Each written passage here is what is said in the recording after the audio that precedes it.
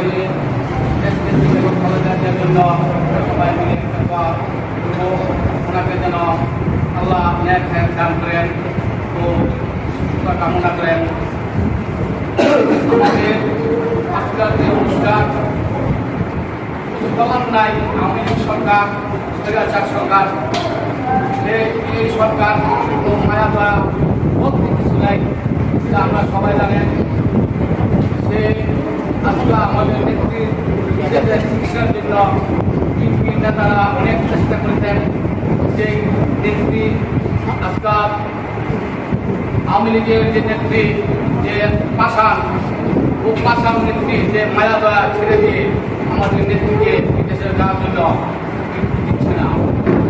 তবে আমরা আল্লাহর কাছে দোয়া করবো যে আমাদের নেত্রীর যেন বাংলাদেশেও যেন সুস্থতা দান করে, এই বলে আমার বক্তব্য।